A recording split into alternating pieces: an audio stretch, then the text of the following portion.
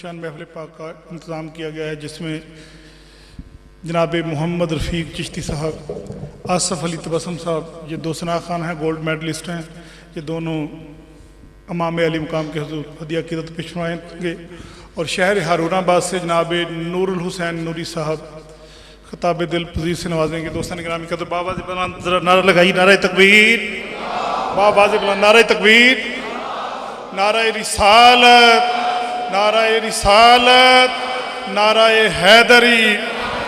اب خطاب کے لیے جس ہستی باکمال کو دعوت خطاب دینے والا ہوں، کسی تعارف کے محتاج نہیں ہے، بدر الطالبین، صدر العالمین، امام العاشقین، پیر طریقت، راہبر شریعت، منبع فیوز التجلیت، قبلہ نور المصطفیٰ رضوی مظہر اللہ علیہ سے التماس کرتا ہوں کہ دل مقام رسول ہو جائے، ایک کانٹا پھول ہو جائے، چھیڑ دو ذکر سرور عالم، رحمتوں کا نزول ہو جائے۔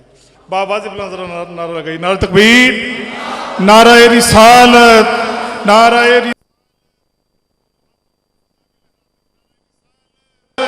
نعرہ رسالت، نعرہ حیدری، مرحبا مرحبا مرحبا مرحبا۔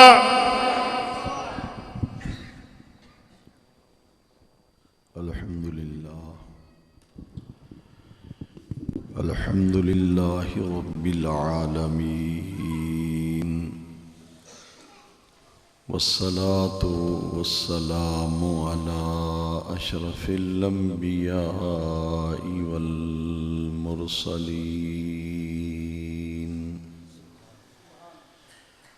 وعلى آله وأصحابه أجمعين۔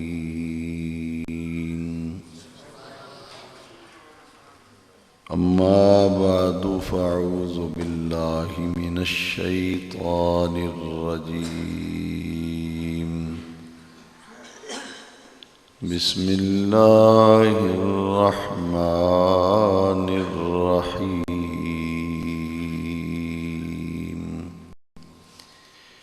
إن الذين يؤذون الله ورسوله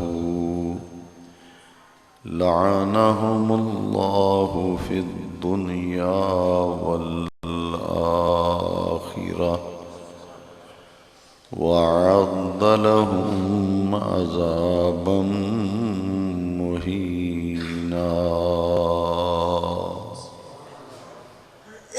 وقال تبارك وتعالى في القرآن المجيد في مقام آخر،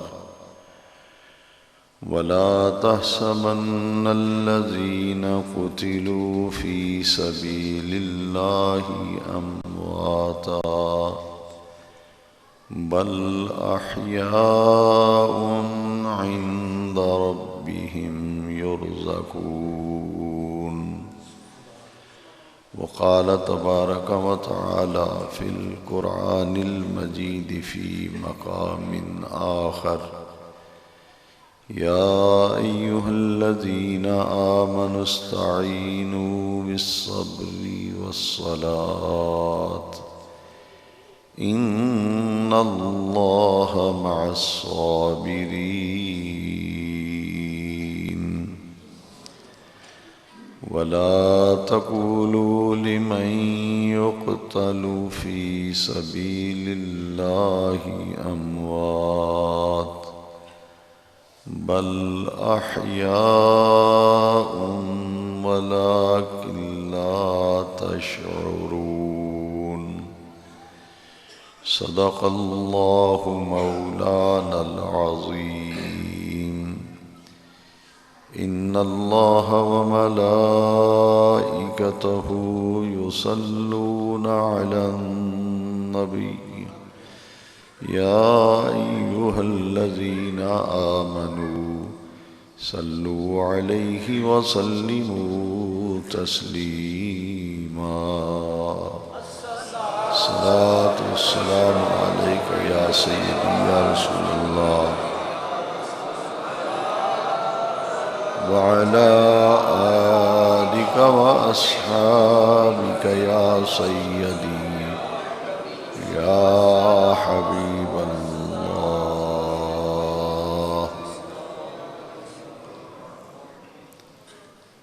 گرامی منزلت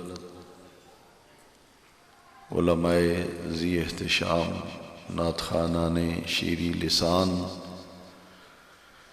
برادران دین و ملت، آج کی یہ سالانہ مبارک اور مقدس تقریب عزیز گرامی جناب محمد سعید احمد صاحب رحمانی اور ان کے احباب و رفقاء نہایت اخلاص، محبت، عقیدت و احترام کے ساتھ ہر سال منعقد کرتے ہیں۔ اللہ تبارک و تعالی جل شانہ ان کے اہتمام، انتظام، انصرام کو اپنی بارگاہ میں شرف قبولیت عطا فرمائے، اور جو عشاقان رسول، محبان صحابہ و اہل بیت اپنے دامن میں عقیدتوں اور محبتوں کی سوغات لے کر اہل بیت اطہار کے حضور ارمغان عقیدت و محبت پیش کرنے کے لیے جمع ہوئے ہیں، رب کریم آقا علیہ السلام کے تمام غلاموں کا اس مرکزی جامع مسجد میں جمع ہونا قبول فرمائے، اور ان مقدس ہستیوں کے ذکر کے فیض و برکات سے اس دنیا میں بھی اور آخرت میں بھی رب کریم ہمیں فیض یاب فرمائے۔ جیسا کہ آپ نے عنوان دیکھا ہے کہ محفل ذکر حسین رضی اللہ تعالیٰ عنہ، امام عالی مرتبت رسول اللہ صلی اللہ علیہ وسلم کے پیارے نواسے،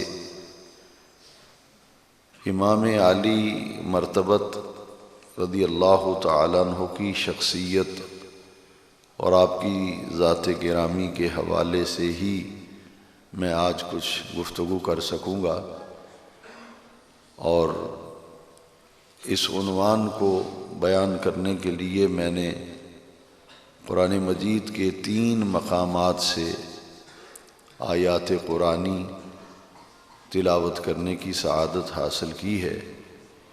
انہی کی روشنی میں ذکر نواسۂ رسول کرنے کی سعادت حاصل کر رہا ہوں۔ دعا ہے کہ رب کریم جو وقت اللہ کی توفیق سے میسر آیا، رب کریم مجھے حق کہنے کی توفیق عطا فرمائے۔ واقعہ کربلا تاریخ اسلام کا ایسا دل خراش واقعہ ہے جو کم و بیش سن 61 ہجری میں پیش آیا۔ نبی کریم علیہ السلام کے پیارے نواسے حضرت سیدنا امام حسین رضی اللہ تعالیٰ عنہ مرکزی شخصیت ہیں واقعہ کربلا کی۔ سوال یہ پیدا ہوتا ہے کہ اتنا بڑا حادثہ اور اتنا بڑا سانحہ جو سن 61 ہجری کو میدان کربلا میں پیش آیا، یہ واقعہ کیوں پیش آیا؟ ان مقدس ہستیوں کا خون کیوں بہایا گیا؟ ظلم اور جبر کی یہ داستان جیسے رقم کی اس کی مثال پوری تاریخ میں نہیں ملتی۔ جنگیں ہوتی رہیں مگر کم سن بچوں کو کبھی کسی نے ان کی جان کو تلف نہیں کیا۔ اس سانحہ میں، اس حادثہ میں امام علی مرتبت رضی اللہ تعالیٰ عنہ کے 6 ماہ کے بچے کو بھی نہیں چھوڑا گیا، اور جرم یہ تھا کہ ان کے لیے کہا گیا کہ اس بچے کا تو کوئی قصور نہیں۔ یہ جو پانی کی پابندی لگائی گئی ہے تو اس بچے کے لیے بھی پابندی ہے، جبکہ اس کا تو کوئی قصور نہیں۔ اس کے جواب میں ایک تیر جو ہے وہ چلایا گیا، ٹارگٹ اور ہدف جو ہے وہ حضرت علی اصغر تھے، اور وہ تیر جو ہے ان کے حلق میں، گلے میں پیوست ہو گیا، اور انہوں نے حضرت سیدنا امام علی مرتبت حسین پاک رضی اللہ تعالیٰ کے مقدس ہاتھوں میں ہی جام شہادت نوش فرما لیا۔ اس قدر ظلم کی انتہا ہوئی کہ امام علی مقام زخموں سے نڈھال ہو کر جب خدا کی زمین پر گھوڑے کی زین سے تشریف لائے تو آپ کی گردن کو تن اقدس سے جدا کیا گیا، کاٹا گیا، اور آپ کے جسد مبارک پر جانور جو ہیں وہ دوڑائے گئے، اور سواریوں نے اپنے پاؤں تلے امام علی مرتبت کے جسد پاک کو روندا، اور آپ کے سر انور کو کاٹ کر فخریہ انداز میں نیزے پہ لٹکایا گیا۔ اور پھر دنیا میں جنگیں ہوتی رہیں، مگر ایسی بدترین مثال کہیں نہیں ملتی کہ دشمن کے ساتھ ایسا سلوک کیا گیا ہو کہ جو بیچارہ بیمار ہے، جس میں چلنے کی سقت و ہمت نہیں، وہ بستر علالت میں ہے، خیمے میں، شہادت امام علی مرتبت کے بعد ان کو اس انداز سے گرفتار کیا گیا، اریسٹ کرنے کے لیے۔ جب کوفیوں کا لشکر آیا تو ان کے دونوں ہاتھوں میں ہتھ کڑیاں ڈال دی گئیں اور پاؤں میں بیڑیاں ڈال دی گئیں۔ اس عظیم تاریخ اسلام کی شخصیت کا نام علی زین العابدین ہے، جو حضرت امام حسین رضی اللہ تعالیٰ عنہ کے شہزادے ہیں، اور علالت کے باعث ہی وہ میدان کربلا کا جو سانحہ ہے، اس کے سانحہ کے لیے میدان کارزار میں اپنی طبیعت کی ناخوشگواری کی وجہ سے علالت کے باعث وہ نہیں جا پائے تھے۔ اس میں بھی اللہ کی ایک حکمت تھی کہ امام علی مرتبت کا جو سلسلہ نسب وہ تھا اور اولاد مبارک کا جو نورانی سلسلہ تھا وہ ان سے جاری ہونا تھا، اس لیے حکمتوں کے تحت ان کی صحت جو ہے وہ ایسی تھی کہ میدان میں نہ جا سکے، ان کو گرفتار اس انداز سے کیا گیا۔ اور پھر پوری دنیا کی تاریخ میں ایسا نہیں ہے کہ دشمن کو قتل کرنے کے بعد ان کا سر جو ہے وہ ایک تشت میں رکھ کر بدترین تاریخ کے حکمران یزید کے سامنے جب لایا گیا تو اس نے چھڑی پکڑ کر امام علی مرتبت کے ہونٹوں پر چھڑیوں کے کچوکے لگائے اور یہ کہا کہ یہ ایک باغی کا سر ہے جس نے اقتدار کے خلاف، حکومت کے خلاف بغاوت کی اور یہ اپنے انجام کو پہنچ گیا۔ یہ سب کچھ یزید کے کہنے سے اور یزید کے کرنے سے اور اس کے حکم سے سب کچھ ہوا تھا۔ یزید کا دامن کسی بھی صورت میں اس سے بری نہیں کیا جا سکتا۔ جو لوگ نوجوان طبقے کو گمراہ کرنے کے لیے یہ کہتے ہیں کہ یزید کا اس واقعے سے کوئی تعلق نہیں تھا، وہ تو وہاں موجود ہی نہیں تھا، یہ بات سمجھ لیجئے کہ یزید کے آرڈر سے، اس کے کہنے سے ہوا تھا۔ اس کے گورنر آئے تھے، اس کی افواج آئی تھی، اور یہ جملہ یاد رکھیے پورے واقعے کو سمجھنے کے لیے امام علی مقام کا سر جب اس کے سامنے تھا نا، یزید بدبخت بدنہاد کے سامنے، جس کے ہاتھ خون حسین سے رنگین ہیں اور قیامت تک یہ دھبا اس کے سر پر لگ چکا تھا، ماتھے پر، اب یہ نہیں اتر سکتا. اس نے چند جملے ایسے بولے جو قابل توجہ ہیں. یزید نے کہا، یہ نوٹیبل ہیں جملے، اور ان جملوں پر ہی ساری بنیاد ہے. اس نے کہا کہ میرے آباء و اجداد آج زندہ ہوتے تو وہ دیکھ لیتے میں نے بدر میں مارے جانے والے اپنے بڑوں کا بدلہ نبی کی نسل اور آل اور اولاد سے لے لیا ہے. یہ جملے یزید نے کہے جو آج بھی تاریخ کے صفحات پر ثبت ہیں کہ میں نے اپنے بدر میں بڑے جو مارے گئے تھے اہل اسلام کے ہاتھوں، مسلمانوں کے ہاتھوں، ان کا بدلہ میں نے آج لے لیا ہے. وہ دیکھ لیں کہ ان کے 72 افراد کو میں نے قتل کر دیا ہے اور ان کے سر کاٹ کر میں نے نیزوں پہ لٹکا دیے ہیں. میں نے اپنے آباء و اجداد کا جو قتل ہوا تھا نا بدر میں، جو ہمارے مقتولین تھے، ان کا آج میں نے بدلہ لے لیا ہے. وہ زندہ ہوتے تو دیکھتے آج. حضرت امام احمد بن حنبل جو مجتہد بھی ہیں، انہوں نے فرمایا کہ اسی بنیاد پر یزید کی تکفیر کی کہ اس نے توہین کی نواسہ رسول کی اور نبی کریم صلی اللہ علیہ وسلم کے اہل بیت اور حضور کی آل کی توہین کی.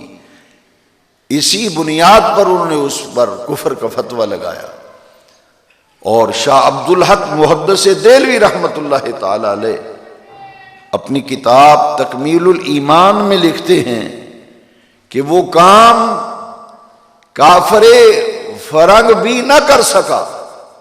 تمام قوت سامانی کے باوجود کافر فرنگی کافر بھی وہ کام نہ کر سکا جو یزید بدبخت نے کربلا میں کیا تھا. پوری طرح اس واقعے میں یزید ملوث تھا، اور اس پر میں آپ کی خدمت میں عرض کروں گا، اور دوران گفتگو وہ احادیث آئیں گی جس سے آپ اندازہ لگا سکیں گے کہ اس پورے سانے اور حادثے کے اندر یزید کا کیا کردار تھا. اور امام علی مرتبت حسین ابن علی رضی اللہ تعالیٰ عنہ وسلام اللہ علیہ، ان کا مثالی اور اعلیٰ کردار وہ اس غزو جو ہے سانحہ میں کیا تھا. سب سے بنیادی بات یہ ہے کہ یہ واقعہ پیش کیوں آیا. اس کے لیے میں ایک حدیث پاک کوٹ کرنا چاہتا ہوں، اس کا ریفرنس بھی عرض کرتا ہوں.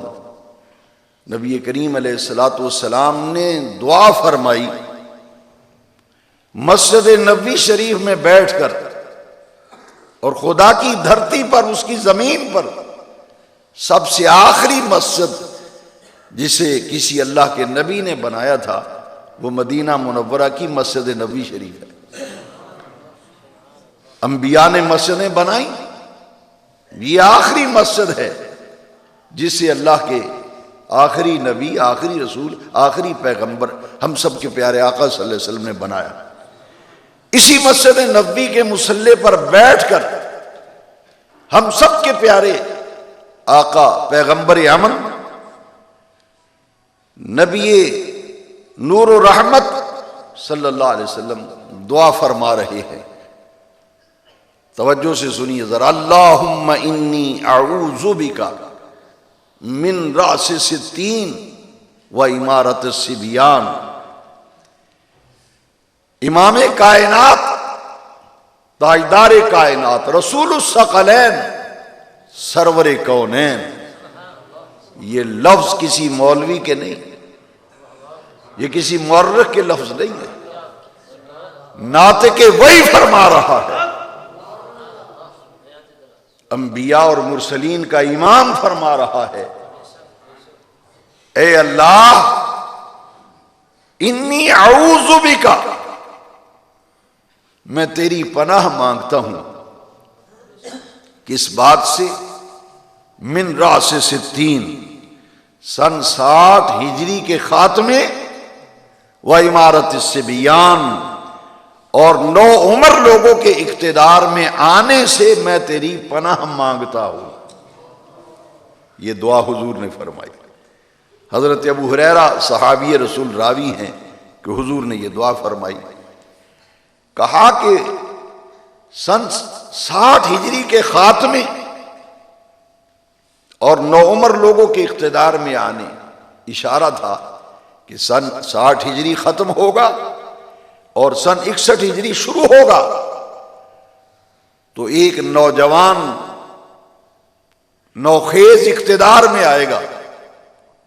حضور اس کے اقتدار میں آنے سے بھی اللہ کی پناہ مانگ رہے ہیں، اور سن 60 ہجری کے خاتمے سے بھی اللہ کی پناہ مانگ رہے ہیں۔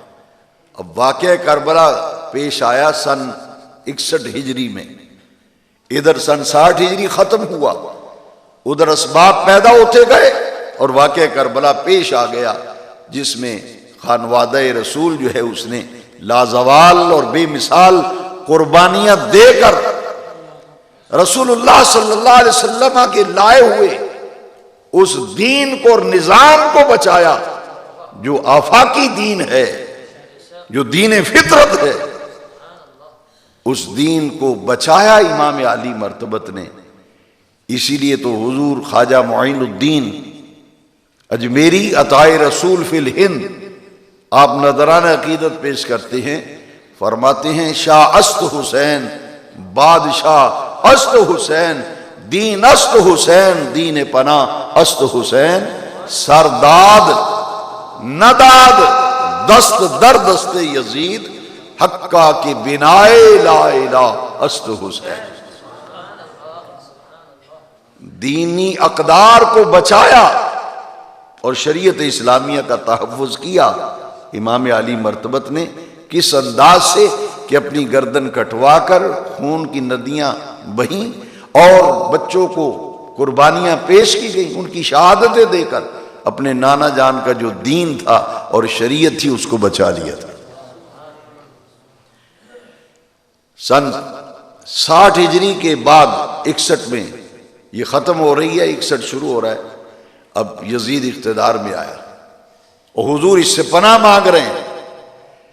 اب ذرا توجہ دیجئے، میں چاہوں گا کہ چند لمحوں کے لیے آپ اپنی سوچ اور فکر جو ہے میرے حوالے کر دیں۔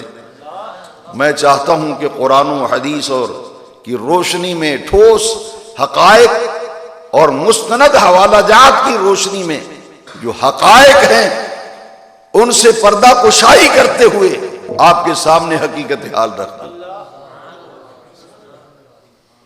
یہ تاریخ اسلام کا پہلا اور بدترین شخص تھا جس نے، یزید نے، خلافت کو ملوکیت کے اندر بدلا، خلافت کو ملوکیت میں بدل دیا۔ خلافت علی منہاج نبوت جو نبی کریم علیہ السلام نے مدینہ منورہ میں قائم فرمائی، اور اسی خلافت علی منہاج نبوت میں خلیفہ اول حضرت ابوبکر صدیق ہوئے، خلیفہ ثانی حضرت عمر فاروق اعظم ہوئے، خلیفہ ثالث سیدنا عثمان غنی ذو النورین ہوئے، خلیفہ رابع حیدر کرار اسد اللہ الغالب تاجدار حلتا سیدنا علی کرم اللہ تعالی وجہ الکریم، اسی خلافت میں رابع خلیفہ ہوئے۔ اور خلیفہ خامس انہی کے لخت جگر اور نور نظر سیدنا امام حسن بن علی ہیں رضی اللہ تعالی، یہ 5ویں خلیفہ راشد۔ اب اس خلافت کا نظام دیکھیے، اس کو کس انداز سے یزید نے تبدیل کیا کہ اقتدار پر قابض ہو گیا، اقتدار قبضے میں لے لیا۔ سب سے پہلا کام یہ کیا کہ نماز کی پابندی کو اٹھا لیا۔ نماز کی پابندی کوئی نہیں ہے، دل کرے پڑھو، دل کرے نہ پڑھو، اور ذرا دل تھام کے سننا۔ میں تاریخی حوالہ جات کے ذریعے اس بات کر رہا ہوں کہ بہن بھائی کے نکاح کو یزید بدبخت نے جائز قرار دے دیا،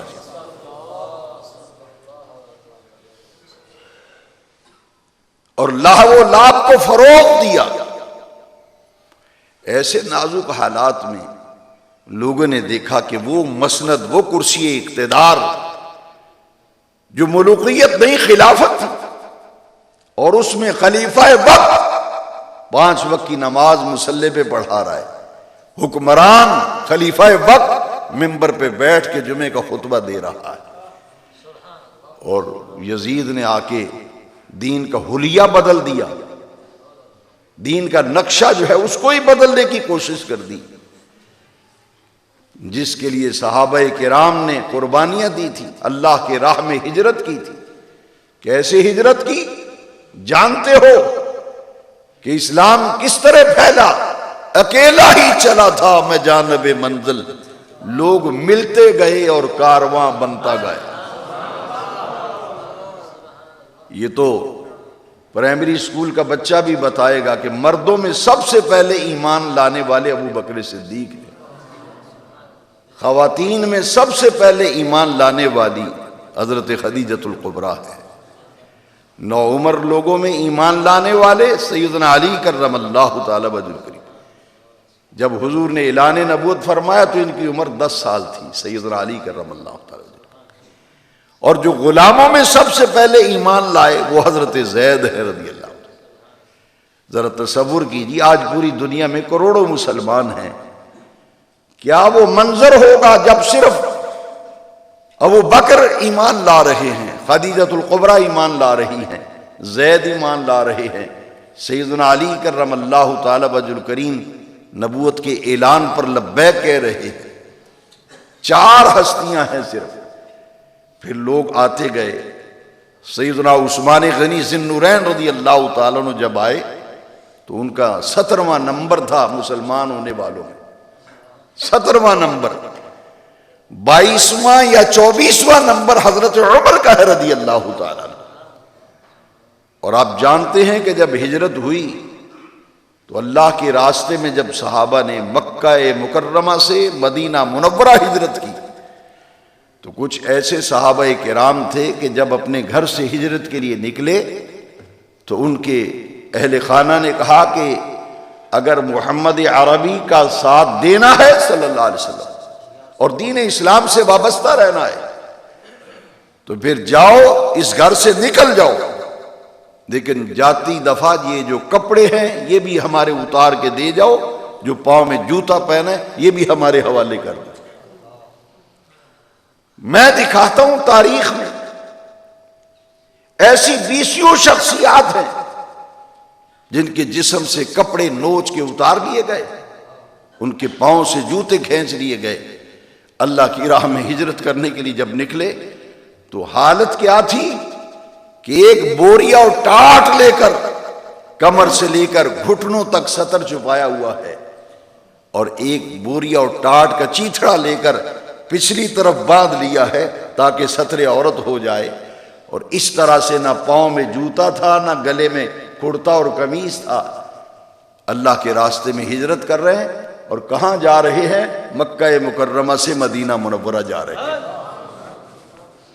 ہجرت کی، قربانیاں دی، جائیدادوں کو چھوڑا، پراپرٹی چھوڑی، والدین، رشتہ دار، خاندان کو چھوڑا۔ کس کے لیے؟ انہوں نے کہا کہ یا محمد کا دامن چھوڑ دو صلی اللہ علیہ وسلم، اگر جائیداد میں حصہ چاہتے ہو تو پھر یہی معاملہ ہے۔ انہوں نے کہا کہ جائیداد جاتی ہے تو جائے، مال جاتا ہے تو جائے، وطن جاتا ہے تو جائے، مگر دل میں جو ایمان نقش ہوا ہے یہ ہاتھ سے نہ جائے، یہ ہاتھ سے نہ جائے۔ تاریخ اسلام کی پہلی شہید خاتون کا نام، میرے نوجوان عزیز بھائیوں، پہلی شہید خاتون اسلام کی جس کا نام حضرت سمیہ ہے رضی اللہ تعالی۔ کبھی کبھی بیٹی اللہ عطا کرے تو ان کے نام پہ اپنی بیٹی کا نام رکھ کے برکتیں حاصل کرو۔ سمیہ، تاریخ اسلام، سین میم یا ہا، سمیہ پہلی خاتون جس نے اسلام کے لیے اپنی جان اللہ کے حضور پیش کی. ذرا غور کیجئے، شہادتیں جب سے کائنات بنی ہے شہادتیں ہو رہی ہیں، اب بھی شہادتیں ہو رہی ہیں، قیامت تک ہوتی رہیں گی، لیکن ایسی مثال نہیں ہے. تاریخ اسلام کی پہلی شہید خاتون. ابو جہل نے کہا کہ سنو، یہ جس نے مکے میں اللہ کے دین کی روشنی پھیلانی شروع کی ہوئی ہے نا، محمد صلی اللہ علیہ وسلم، اس کا دامن چھوڑ دو، ساتھ چھوڑ دو، ورنہ یاد رکھو تمہیں ایسی سزا دوں گا کہ دنیا تمہاری سزا کو دیکھے گی. اس نے کہا بسم اللہ، جو سزا دینی ہے دے لے، میں اس کے لیے تیار ہوں. اس نے پریشرائز کرنے کے لیے، ڈرانے اور دھمکانے کے لیے 2 اونٹ منگوائے. دونوں اونٹوں کے گلے میں رسی ڈال دی اور مخالف سمت میں دونوں اونٹ کھڑے کر دیے. ایک اونٹ اس طرف کیا کھڑا اور منہ اس طرف کر دیا، دوسرا اونٹ اس طرف کھڑا کیا، منہ اس طرف کر دیا. دونوں کے گلے میں رسی ڈال لی. اس اونٹ کی رسی سمیہ کی دائیں ٹانگ کے ساتھ پاؤں گھٹنے کے ساتھ باندھ دی اور اس اونٹ کی رسی بائیں پاؤں کے ساتھ باندھ دی. کہا دیکھ، یہ دونوں اونٹ مخالف سمت کھڑے ہیں، میں ان دونوں اونٹوں کو جب دوڑاؤں گا نا مخالف سمت میں، تمہارے جسم کے 2 ٹکڑے ہو جائیں گے. اب بھی وقت ہے کہ اسلام کو چھوڑ دو، ایمان سے پھر جاؤ، پلٹ آؤ، لوٹ آؤ اور دامن مصطفیٰ چھوڑ دو. سمیہ نے بڑی گرجدار آواز میں کہا، اس نے کہا میں نے تو سودا کر لیا ہے مصطفیٰ سے، میں نے تو حضور سے سودا کر لیا ہے. اس نے کہا کہ میں بازار مصطفیٰ میں بک چکی ہوں، بازار مصطفیٰ میں بک چکی ہوں، اپنی جان کا میں نے اللہ سے سودا کر لیا ہے. اب جو سزا دینی ہے ست بسم اللہ دے لے. یہ نہ کلمہ دل سے نکلتا ہے، نہ خدا کی محبت نکلتی ہے، نہ اس کے محبوب کی محبت نکلتی ہے. چشم فلک نے وہ منظر دیکھا، دونوں اونٹ مخالف سمت میں دوڑائے گئے. زمین و آسمان تھرانے لگے کہ اللہ یہ کیا ہونے والا ہے. دیکھتے ہی دیکھتے دونوں اونٹ مخالف سمت میں دوڑے اور حضرت سمیہ جو ہے ان کے جسم کے 2 ٹکڑے ہو گئے. قربانی دی انہوں نے اسلام کی. اس قدر قربانیاں دے کر مدینہ منورہ میں اسلامی ریاست کی بنیاد رکھی گئی، سلطنت اسلامیہ. اور اس کو پھر سیدنا صدیق اکبر رضی اللہ تعالیٰ نے سینچا قربانیاں دے کر. پھر حضرت عمر کا دور خلافت آیا تو آپ جانتے ہو 22 لاکھ مربع میل تک اسلامی سلطنت پھیل گئی. 22 لاکھ مربع میل پر اسلامی سلطنت پھیلی. اور عمر بن خطاب نے کہا کہ سنو، اگر دریائے فرات کے کنارے ایک بکری کا بچہ بھی پیاسا مر گیا تو قیامت کے دن عمر اللہ کی عدالت میں اس کا بھی جواب دہ ہوگا. یہ وہ خلافت اسلامیہ. حضرت عثمان کا دور آیا ہے، سیدنا علی کا دور آیا ہے. مثالی نظام حکومت تھا خلفائے راشدین کا. خلیفہ راشد خامس، 5ویں خلیفہ راشد، مولا علی کے لخت جگر سیدنا حسن رضی اللہ تعالیٰ 5ویں خلیفہ راشد. اب دیکھیے کہ 61 ہجری پر یزید جو ہے اقتدار میں آتا ہے. اس نے آتے ہی ان لوگوں کی قربانیوں پر پانی پھیر دیا اور ایسا دین کا حلیہ بگاڑا. اب اس میں 2 راستے تھے. پڑھے لکھے لوگ حضرات توجہ فرمائیں، میں کوشش کروں گا آسان کر کے سمجھا دوں. جب ایسا نازک وقت آ جائے نا تو پھر 2 راستے ہوتے ہیں. ایک ہوتا ہے عزیمت کا راستہ اور ایک ہوتا ہے رخصت کا راستہ. عزیمت کا راستہ یہ ہوتا ہے کہ جان جاتی ہے چلی جائے، جو ہوتا ہے ہو جائے، مگر دین کو بچا لیا جائے. گردن کٹتی ہے کٹے، جائیداد چھنتی ہے چھن جائے، ماں باپ چھوٹتا ہے چھوٹ جائے، اولاد چھوٹتی ہے چھوٹ جائے، لیکن ایمان ہاتھ سے نہ جائے. یہ ہے عزیمت کا راستہ، اور رخصت کا راستہ یہ ہے کہ گوشہ نشینی اختیار کر لو اور بالکل سائیڈ پہ ہو کر کے ایک کارنر میں بیٹھ جاؤ کہ میرا اس سے کوئی تعلق نہیں ہے، اپنا دامن بچا لو۔ اب ایسے میں دو راستے تھے امام عالی مرتبت کے پاس کہ ان کے نانا جان نے جو پودا لگایا تھا نا، شجر اسلام، اب اس کی شاخوں کو کاٹا جا رہا ہے، اس کے پتوں کو کاٹا جا رہا ہے، اس کی جڑ کو کاٹا جا رہا ہے۔ اب اس درخت کو بچانا ہے نا۔ آپ کا کوئی باغ ہو، مسمی اور کینو کے باغ ادھر سرگودا کی طرف جائے، سیب کے باغ دیکھے کوئٹہ میں جا کر، تو آپ نے اتنی محنت سے باغ لگایا ہو تو کوئی بدبخت آ کے ایک ہی بوٹا جو ہے اس کا پودا اس کو کاٹنے لگے تو آپ کے دل پر کیا بیتے گی کہ میرے آباء و اجداد نے خون پسینہ ایک کر کے اولاد کی خاطر یہ سب کچھ کیا ہے، تو اس کی جڑیں کاٹ رہا ہے، آپ تو فوراً میدان میں آئیں گے۔ بس یہ معاملہ تھا کہ یہاں ذاتی معاملہ نہ تھا، اللہ کے دین کا معاملہ تھا کہ اللہ کے دین کی جو کھیتی لگائی تھی نا، جو گلشن آباد کیا تھا رسول اللہ صلی اللہ علیہ وسلم نے، جس باغ کے مالی ابو بکر صدیق تھے، عمر فاروق تھے، عثمان غنی تھے، حیدر کرار تھے، حسن بن علی تھے، جنہوں نے اپنے خون سے سینچا تھا اس گلشن کو۔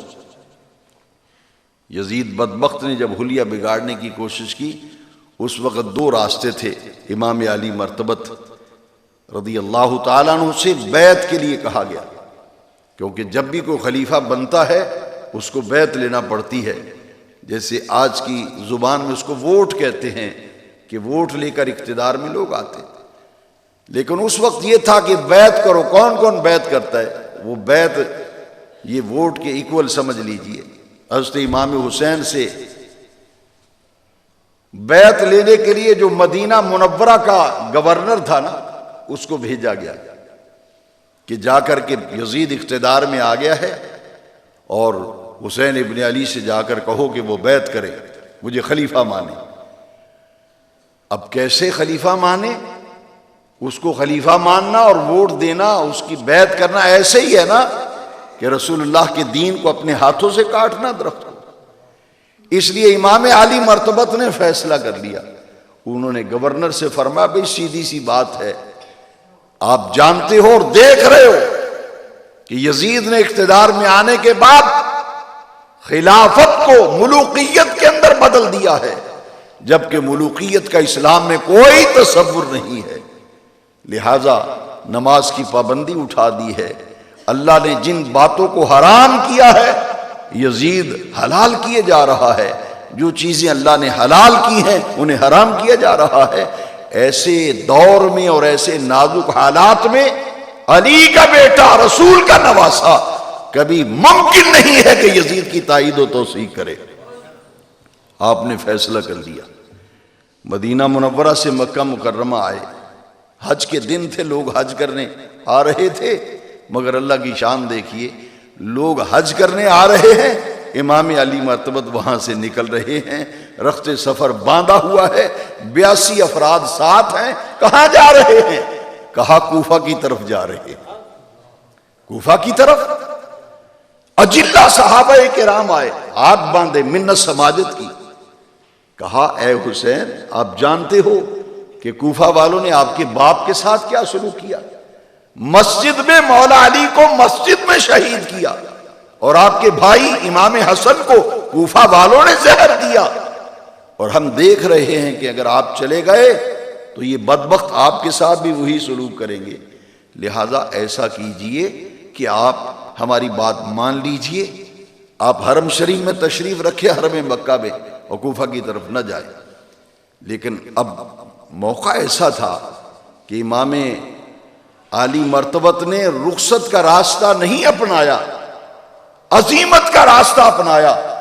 انہوں نے کہا کہ جو ہوتا ہے ہو جائے، کٹتا ہوں تو کٹ جاؤں، مگر نانے کے دین اور شریعت کو تو بچا جاؤں گا۔ اسی لیے کسی نے بڑا خوبصورت نذرانہ عقیدت پیش کیا ہے، یہ امام حسین کی قربانی، اس کا خلاصہ کیا ہے ذرا دیکھیے۔ کیوں سر کٹوایا؟ کیوں بچوں کو شہید کروایا؟ مخدرات عصمت کو قیدی بنایا گیا؟ اور ظلم و ستم قافلے پہ کیے گئے۔ یہ قربانیاں کس لیے تھیں؟ کسی نے کیا خوب کہا کہ قتل حسین اصل میں مرگ یزید ہے، اسلام زندہ ہوتا ہے ہر کربلا کے بعد، اسلام زندہ ہوتا ہے ہر کربلا کے بعد، دین کو بچایا۔ یہی بات تو خواجہ اجمیری نے کہی نا، سرداد نداد دست در دست یزید حقا کے بنائے لا الہ است حسین۔ مختصر بات ہے کہ یہ واقعہ اس لیے پیش آیا تھا کہ رسول اللہ کے دین کو بچانے کے لیے امام علی مرتبت میدان میں آ گئے کہ میں نہیں بیعت کرتا یزید کی، اس نے خلافت کو ملوکیت میں بدلا ہے، شریعت اسلامیہ کی دھجریاں اڑا رہا ہے، ایسے میں اب فرض اور واجب ہو گیا ہے کہ میں میدان عمل میں اتر کر شریعت اسلامیہ کا تحفظ کر جاؤں۔ چنانچہ آپ اس مقصد کو لے کر شریعت اسلامیہ کو قائم کرنے کے لیے اور اسلامی خلافت کو بحال کرنے کے لیے آپ کوفیوں کی درخواست پر تشریف لے گئے، کیونکہ انہوں نے خط لکھے تھے کہ آپ تشریف لائیں، ہم آپ کے ہاتھ میں بیعت کر آپ کو خلیفہ مانتے ہیں اور یزید کے فسق و فجور سے ہمیں نجات دلوائیں۔ اس مقصد کے لیے آپ آئے اور نتیجہ یہ نکلا کہ امام علی مقام رضی اللہ تعالیٰ عنہ کا وہ لوگ جنہوں نے خط لکھ کر بلایا تھا اور جنہوں نے یہ کہا تھا کہ یزید کے ظلم، جبر، فسق و فجور اس سے ہمیں نجات دلوا دیجئے اور خلافت اسلامیہ کو بحال کر دیجئے جو آپ کے نانا جان نے مدینہ منورہ میں قائم کی تھی، آپ اس کے لیے جب پہنچے کوفہ میں تو وہ لوگ ساتھ چھوڑ گئے۔ آپ نے وہ تھیلا جو تھا نا جس میں وہ خطوط تھے، جتنے لیٹر آتے تھے اس میں ڈالتے جاتے، وہ خطوط والا تھیلا آپ نے انڈیلا اور ایک ایک خط نکال کر کہا، او فلاں یہ دیکھ، یہ تیرا خط نہیں ہے۔ وہ کہتا خط تو میرا ہی ہے، مگر بلایا تھا ہم نے اور اسی مقصد کے لیے بلایا تھا، لیکن اب کریں کیا؟ یزید کی طرف سے اعلان ہو گیا ہے کہ جو بھی حسین کا ساتھ دے گا اس کی نسلوں کو میں ختم کر دوں گا، لہٰذا ہمیں اب زندگی عزیز ہے، اپنی زندگی بچائیں گے، اپنی اولاد کو بچائیں گے، اس لیے ہم آپ کا ساتھ نہیں دے پائیں گے۔ اور بعض لوگوں نے تو یہاں تک کہہ دیا کہ ہمارے دل آپ کے ساتھ ہیں، دل آپ کے ساتھ ہیں لیکن تلواریں یزید کے ساتھ ہیں۔ لعنت تھی ان پہ کہ بلا کر کے یہ سلوک کر رہے ہیں کہ دل ہمارے تو آپ کے ساتھ ہے، ہاتھ آپ کے چومیں گے، احترام آپ کا کریں گے، مگر ووٹ ہمارا یزید کے لیے ہے، وہ آپ کے لیے نہیں ہے، یہ کوفیوں نے کہا۔ اب ایسے میں آ کر جب سب ساتھ چھوڑ گئے تو تاریخ پڑھ کے دیکھو، میں حدیث شریف پیش کرنے جا رہا ہوں، آپ یہ میں نے عرض کیا تمہیدن کے واقعے کربلا کا پس منظر، پیش منظر کیا ہے، یہ حادثہ کیوں پیش آیا، اس کی بنیاد کیا تھی، وہ میں نے آپ سے عرض کی۔ اب آئیے ذرا قرآن اور حدیث کی روشنی میں شہادت امام علی مرتبت کو دیکھتے ہیں اور پھر یہ موازنہ کریں کہ ایک طرف حسینیت کا کردار ہے اور ایک طرف یزیدیت کا کردار ہے۔ حسینیت کا پاکیزہ کردار دیکھیے کہ خنجر کے نیچے گردن ہے، 360 جسم پر زخم آئے تھے امام علی مرتبت کے، اور سواری سے جب نیچے گرے نا آپ، ایک بدبخت تیزی سے آگے بڑھا گردن کاٹنے کے لیے، امام علی مرتبت نے اس کو روکا، فرمایا گردن تو نے کاٹ ہی لینی ہے لیکن میری یہ خواہش تو پوری ہونے دو زندگی کی۔ کہا اے علی کے بیٹے حسین جلدی سے بتاؤ، دیر نہ کرو، وہ خواہش بتاؤ اور تمہاری خواہش پوری ہو جائے۔ آپ نے فرمایا تمنا اور آرزو یہی ہے کہ میں نے آج تک کوئی نماز قضا نہیں کی، جمعے کے خطبے ہو رہے ہیں، آذانیں ہو رہی ہیں، تمنا یہ ہے، آرزو یہ مچل رہی ہے، خواہش یہ انگڑائیاں لے رہی ہے کہ میرا سر اللہ کے حضور سجدے میں ہو حالت نماز میں اور تیرا خنجر چل رہا ہو، میں جام شہادت نوش کر رہا ہوں۔ اس نے کہا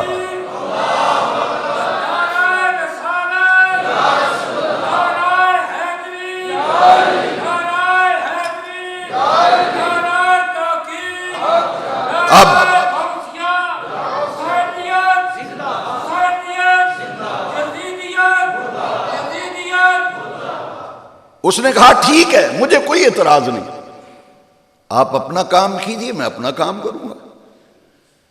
اور وہ کون تھا؟ نہ یہودی تھا، نہ عیسائی تھا، نہ غیر مسلم تھا، وہ کلمہ بھی پڑھتا تھا، وہ نماز بھی پڑھتا تھا۔ امام حسین کو قتل کرنے والے لوگ، ان کے لشکر میں اذان ہو رہی ہے، نماز پڑھی جا رہی ہے، تکبیر ہو رہی ہے، اور ادھر امام عالی مرتبت سردے میں سر رکھنے لگے۔ پوری توجہ سے سنیے، آپ نے فرمایا میرے نانا جان نے مجھے مسجد نبوی میں فرمایا تھا کہ اے حسین، میں ایک دھبے دار کتے کو دیکھ رہا ہوں جو تیرے خون میں منہ مار رہا ہے اور تیرے خون سے اپنے منہ کو رنگین کر رہا ہے، میں ایک دھبے دار کتے کو دیکھ رہا ہوں۔ آپ نے فرمایا یہ تیرا کرتا جو ہے نا قمیص، اس کے بٹن ذرا کھول۔ میرے نانا جان نے جو فرمایا تھا اس پیش گوئی کو سچا ثابت ہوئے دیکھنا چاہتا ہوں۔ وہ قاتل جو تھا اس نے جب بٹن کھولا تو اس کی چھاتی پر برس کے نشانات تھے۔ امام علی مرتبت نے آسمان کو دیکھا، کہا اے خالق کائنات، مالک ارض و سما، تیرا شکر ہے میرے نانا جان پیارے مصطفیٰ پاک صلی اللہ علیہ وسلم نے جو مدینہ پاک کی مسجد نبوی میں فرمایا تھا، میں نے اپنی آنکھوں سے اس حقیقت کو سچا ثابت ہوتے ہوئے دیکھا۔ یہ فرمایا اور ساتھ فرمایا کہ وہ دبے دار کتا تو ہی ہے جو میرے خون سے اپنے منہ کو رنگین کرے گا، اور میرا قاتل تو ہی ہے۔ اور میرے آقا نے تو قاتل کی بھی اطلاع دے دی تھی کہ حسین کا جو قاتل ہوگا اس کے سینے پر برس کے نشان ہوں گے۔ آپ کا سر سجدے میں ہے، اس کا خنجر چلتا ہے۔ امام علی مقام اس وقت پڑھ رہے تھے سبحان ربی الاعلیٰ، سبحان ربی الاعلیٰ، سجدے میں سر ہے اور گردن کٹ گئی۔ اب ذرا غور کیجئے کہ قرآن نے فرمایا کہ اے ایمان والو، جب تم پر کوئی کڑا وقت آ جائے، کٹھن مرحلے تمہاری زندگی میں آ جائیں، آزمائشوں میں گھیرے جاؤ، تو اللہ نے قرآن میں فرمایا پھر دو کام کیا کرو، استعینوا بالصبر والصلاۃ۔ جب پریشانیاں چاروں طرف تمہیں گھیر لے، مشکلات تمہارے پاؤں کی زنجیر بن جائیں، ہر طرف گھیرے میں آ جاؤ، نکلنے کا کوئی راستہ نہ ملے، تو دو کام کیا کرو، اللہ تمہاری مشکلیں آسان کر دے گا، نکلنے کا راستہ بھی تمہیں اللہ دے گا۔ وہ دو کام کیا ہیں؟ ایک صبر اور ایک نماز۔ صبر اور نماز۔ میں کعبے کے رب کی قسم کھا کے کہتا ہوں، آج بھی عراق میں کربلا کے ذرے اس بات پر گواہ ہے، شاہد عادل ہے، کہ امام علی مرتبت حسین ابن علی نے کربلا میں محرم کی 10 تاریخ کو صبر بھی ایسا کیا جیسا کوئی کر نہیں سکتا، اور نماز بھی ایسی پڑھی جیسی کوئی پڑھ نہیں سکتا۔ نماز بھی ایسی پڑھی اور شہادت بھی ایسی پائی جیسی شہادت کوئی آج تک پا ہی نہیں سکا۔ میرے آقا رحمت کائنات علیہ السلام نے یہ 10 محرم کا جو واقعہ ہے، میں احادیث کی طرف آنا چاہ رہا ہوں، توجہ رکھیے ذرا، چند لمحوں کے لیے اپنی سوچ اور فکر کا پوری طرح مجھ پہ مرتکز کر دیجیے۔ میں سند کے اعتبار سے اعلیٰ درجے کی صحیح احادیث آپ کی خدمت میں لانا چاہ رہا ہوں، اور تمہاری آخرت مجھے بڑی عزیز ہے۔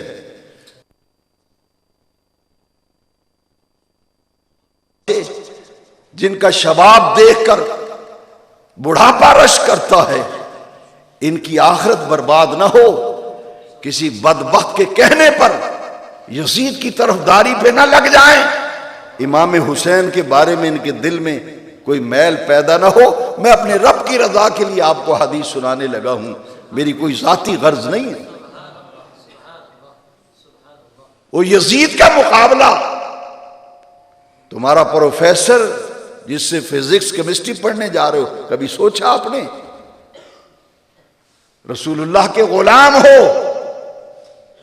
جاتے فزکس پڑھنے ہو، کیمسٹری پڑھنے جا رہا ہے بچہ، الجبرا پڑھنے جا رہا ہے، ٹیچر اس کے نظریات پہ حملہ آور ہو رہا ہے، اس کے افکار پر حملہ آور ہو رہا ہے، وہ بیچارہ ٹیوشن بھی دے رہا ہے، اپنے افکار و نظریات کی دھجیاں اڑائی جا رہی ہیں، وہ سن بھی رہا ہے، اور بعضوں پر ایسا اثر ہو جائے گا کہ وہ قبول بھی کر لیتے ہیں، جس سے اپنی آخرت برباد کر بیٹھتے۔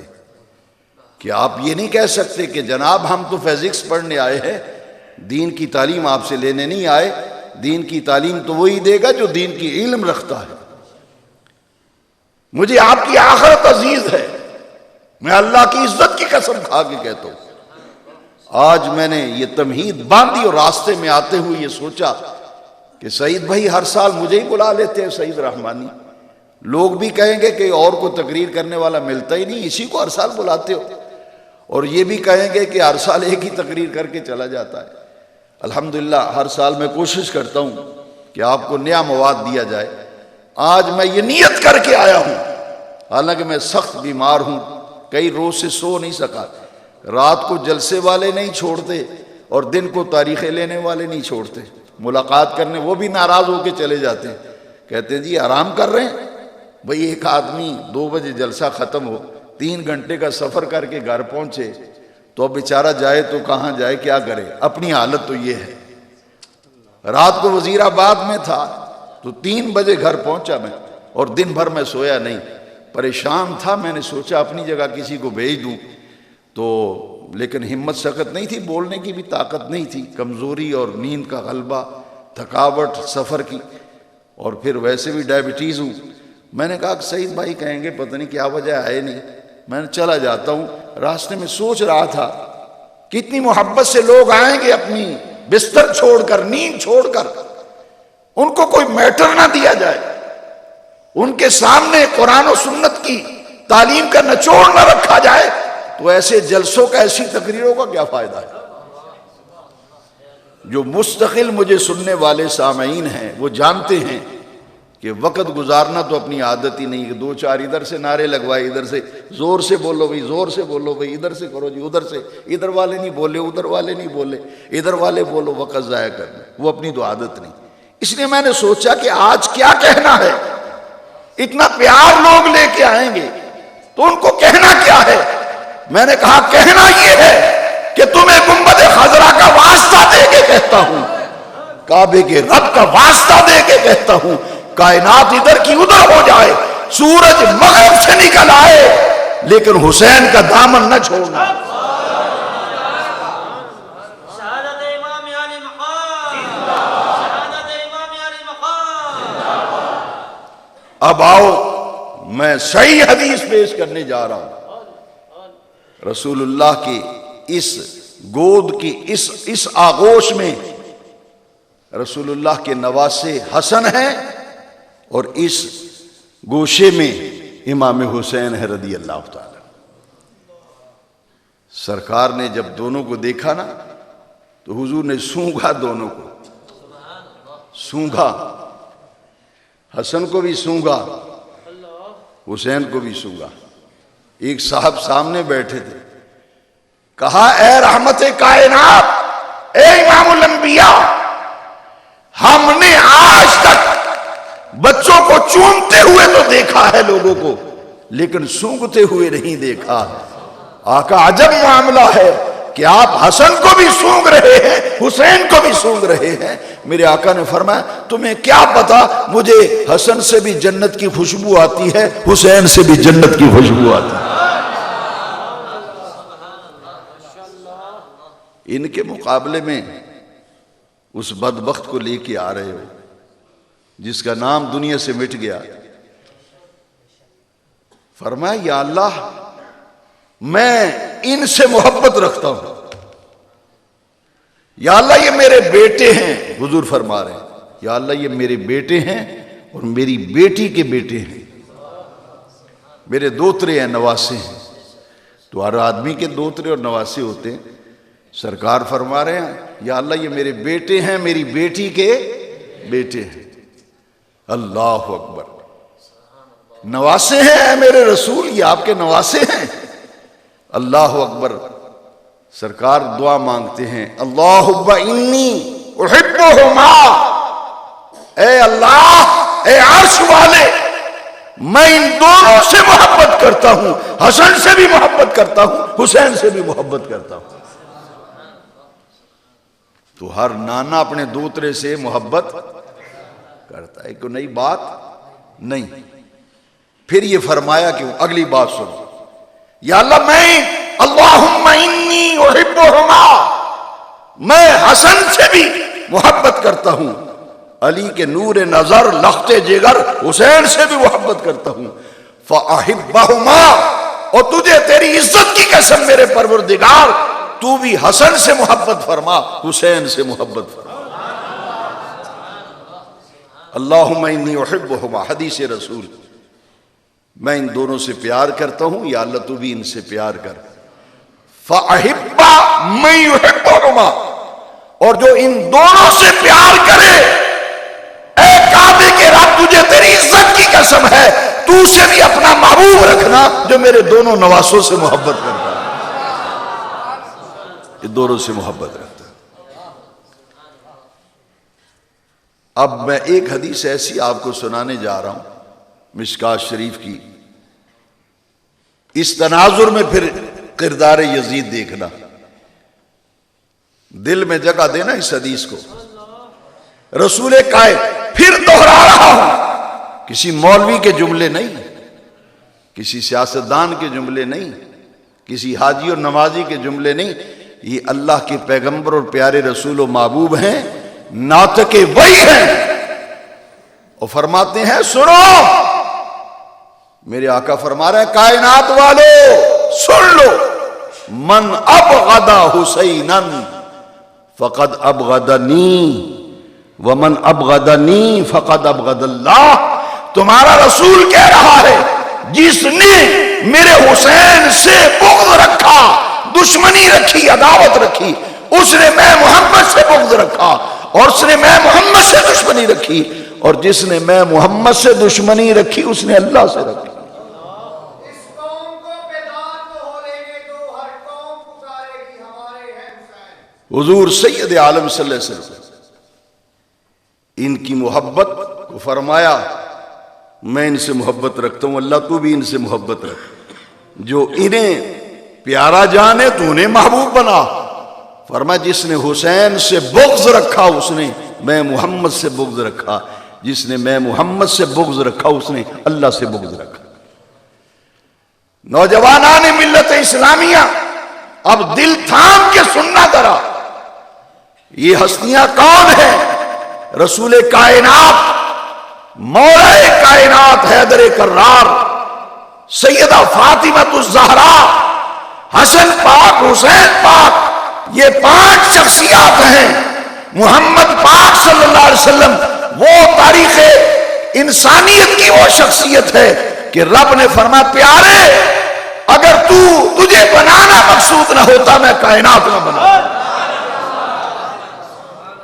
ان 5 میں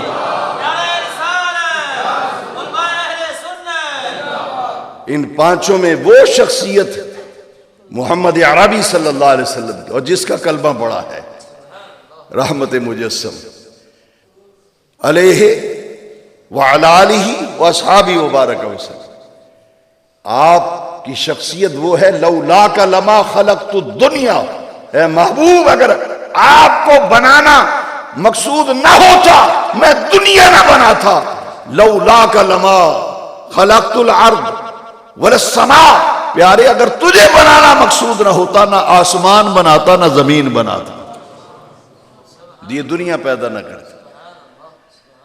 بابا صحافت ظفر علی خان کو بھی کہنا پڑا گر ارض و سما کی محفل میں لولاک لما کا شور نہ ہو، یہ رنگ نہ ہو گلزاروں میں، یہ نور نہ ہو سیاروں میں۔ ڈاکٹر اقبال نے بھی کہا کہ خیمہ افلاک کا استادہ اسی نام سے ہے، نبض ہستی تپش آمادہ اسی نام سے، وہ نام ہے محمد صلی اللہ علیہ وسلم۔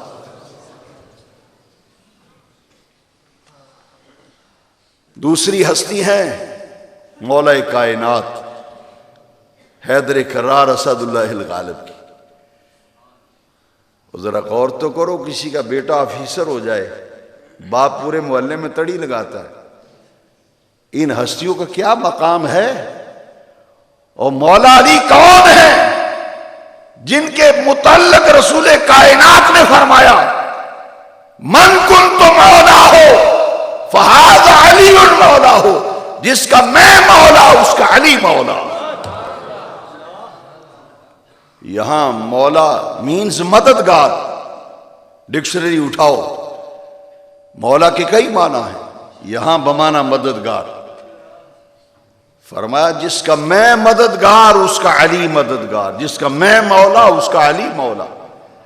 اور قرآن پڑھ کے دیکھنا ذرا، انما ولیکم اللہ ورسولہ والذین آمنوا، مفسرین کرام نے لکھا یہ آیت نازل ہوئی ہے مولا علی کے حق میں۔ انما ولی آیت ہے قرآن کی میرے بھائی، انما ولیکم اللہ، آگے کیا ہے بولو ذرا، اس لیے تاکہ یہ مسئلہ بھی ساتھ ساتھ صاف کرتا جاؤں۔ انما ولیکم اللہ، آگے کیا ہے؟ اللہ تمہارا مددگار ہے، اللہ کا رسول تمہارا قرآن ہے میرے بھائی۔ انما ولیکم اللہ ورسولہ، اللہ تمہارا مددگار، اللہ کا رسول تمہارا مددگار، والذین آمنوا، اور اونچے درجے کے اولیاء اللہ تمہارے مددگار۔ یہ آیت نازل ہوئی ہے مولا علی کے حق میں، اللہ تمہارا مددگار، اللہ کا رسول تمہارا مددگار، مولا علی تمہارا مددگار۔ یہ علی کون ہے؟ فرمایا انا مدینۃ العلم، سرکار نے فرمایا نا، رسول کائنات ناطق وحی فرما رہا ہے، رسول الثقلین فرما رہا ہے، زہرا کا بابا فرما رہا ہے انا مدینۃ العلم وعلی بابها، میں علم کا شہر ہوں، علی اس کا دروازہ ہے۔ انا مدینۃ الحکمت وعلی بابها، میں حکمت کا شہر ہوں، علی اس کا دروازہ ہے۔ جس نے آنا ہے دروازے سے آتا ہے، پہلے علی پاک ان کی عظمت کو تسلیم کرو۔ علی بابها، انا دار جامع ترمذی میں انا دار الحکمت وعلی بابها، مولا کائنات۔ یہ کون علی ہے؟ جن کی زوجہ رسول اللہ کی دختر ہے، بنت رسول ان کی زوجہ ہے، اور مقام کیا ہے؟ رسول اللہ نے فرمایا فاطمہ تو سیدۃ نساء الجنہ، میری یہ بیٹی جنت کی تمام عورتوں کی سردار ہے۔ یہ کون حسین ہے؟ آج ذکر حسین کرنا ہے۔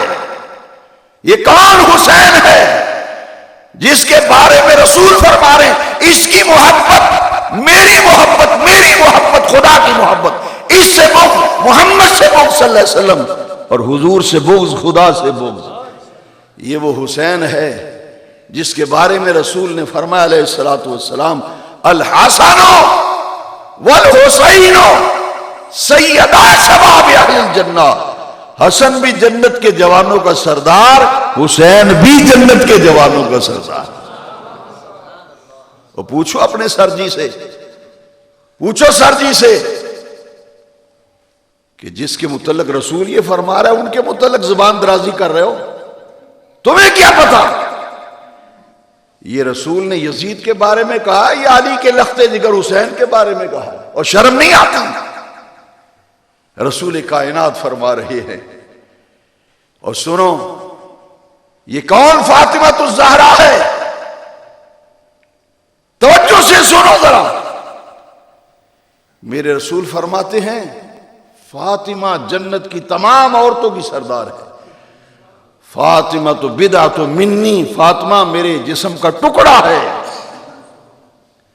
جسم کا ٹکڑا ہے۔ اور سنو نوجوانوں، سرکار کی حدیث سنتے جاؤ، علی پاک سے تمہارا پیارا رسول کیا فرما رہا ہے؟ فرما علی لہموں کا لہمی، جسموں کا جسمی۔ مصطفیٰ فرماتے ہیں تیرا گوشت میرا گوشت ہے، تیرا خون میرا خون ہے، تیرا جسم میرا جسم ہے۔ اللہ اکبر۔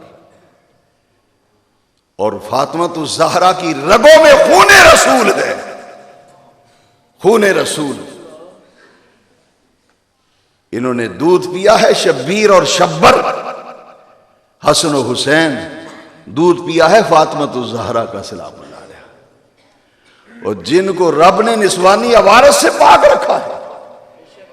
لو سنتے جاؤ، محمد عربی صلی اللہ علیہ وسلم باعث تخلیق کائنات، تمام نبیوں رسولوں پیغمبروں کا سردار، علی تمام ولیوں کا سردار، فاطمہ جنت کی تمام عورتوں کی سردار، حسن و حسین جنت کے جوانوں کے سردار، جنت کے جوانوں کے سردار۔ محمد عربی صلی اللہ علیہ وسلم نبیوں رسولوں پیغمبروں کے، بولو پیغمبروں کے، علی ولیوں کے، اور فاطمہ الزہرا جنت کی عورتوں کی، اور حسن پاک اور حسین پاک جنت کے جوانوں کے۔ تو پھر ان کی نسل سید نہ ہو تو کیا ہو؟ وہ جانتے ہو یہ کاسٹ بطور ذات، کاسٹ سید کا لفظ یہ شروع کہاں سے ہوا؟ تیرے اور میرے پیارے نبی نے فرمایا ہر ایک کی نسل بیٹے سے چلتی ہے، میری نسل میری بیٹی سے چلے گی۔ جو حسن کی اولاد ہے، حسین کی اولاد ہے، حسنی حسینی سید، یہ سب سید، اولاد سید، ان سے چلا ہے سید بطور کاسٹ ذات، یہ ان سے چلا ہے، حسن پاک حسین پاک سے۔ اور ان کا مقام احمد رضا نے ایسے نہیں کہا، کیا بات رضا اس چمنستان کرم کی، یہ چمنستان کرم جس میں رسول کائنات آمینہ کا لال محمد پاک ہے، علی پاک ہے، اور زہرا پاک ہے، حسن پاک ہے، حسین پاک ہے۔ کیا بات رضا اس شمنستان کرم کی جس میں زہرا ہے کلی، حسین اور حسن پھول۔ اچھا آپ کہیں گے یہ آپ کے علی پاک، حسن پاک، حسین پاک، یہ کیا ہے پاک پاک لگا رکھی؟ میں نے کہا یہ تو قرآن نے کہا ہے، میں نے نہیں، میری کیا مجال توبہ، میری کیا اوقات ہے، یہ تو قرآن میں رب نے کہا ہے، قرآن میں رب نے کہا ہے۔ سن قرآن، قرآن کہتا ہے انما یرید اللہ لیذھب عنکم الرجس اہل البیت ویطہرکم تطہیرا۔ اے نبی کے گھر والوں، اللہ نے ارادہ فرما دیا ہے تمہیں ہر نجاست سے پاک کر دے، تم سے نجاست و پلیدی دور کرنے کا اللہ نے ارادہ فرما دیا ہے۔ وَيُطَهِّرَكُمْ تَطْهِيرًا، اور تمہیں خوب خوب پاک ستھرا کرنے کا اللہ نے ارادہ فرما دیا۔ اب جملے بولنے لگا ہوں، ذرا توجہ دینا، سمجھ میں آ جائے تو قبول کر لینا ورنہ واپس بھیج دینا۔ اور جن کے گھر سے پلیدی کو دور رہنے کا حکم ہے، جملوں پہ توجہ دینا، پلیدی، ناپاکی، رجس کو، آلائش کو جس گھر سے دور رہنے کا حکم رب نے دیا ہے، گھر میں رہنے والوں کے قریب کیسے آ جائے؟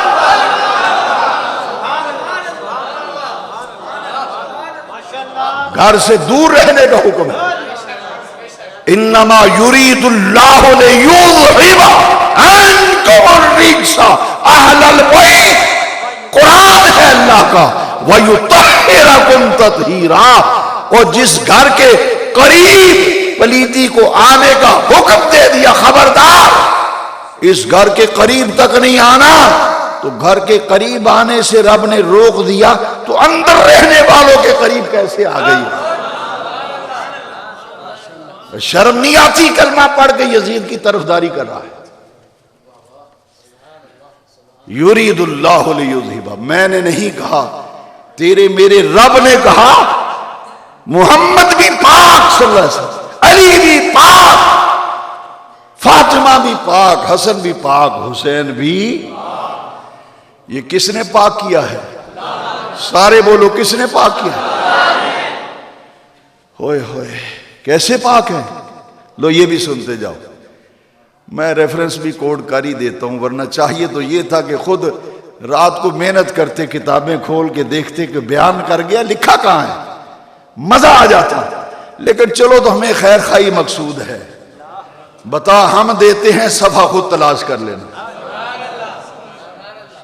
سیاستہ میں پوری ذمہ داری سے گردن کٹا دوں گا اگر حوالہ نہ ہو. میرے مصطفیٰ نے فرمایا علی تیرے اور میرے سوا ہر جنبی کو مسجد میں آنا حرام، جس کا جسم ناپاک ہو مسجد میں آنا حرام. لا یحل لأحد الا انا وانت. علی تیرے اور میرے سوا ہر کسی کے لیے، تو بھی سال میں مسجد میں آ سکتا ہے، میں بھی سال میں مسجد میں آ سکتا ہوں. اور کیوں آ سکتے ہیں؟ رب نے جو پاک کر دیا ہے. اور جس کو صابن اور پانی پاک کر دے وہ مسجد میں آ سکتا ہے، تو جس کو رب پاک کر دے وَيُطَهِّرَكُمْ تَطْهِيرًا.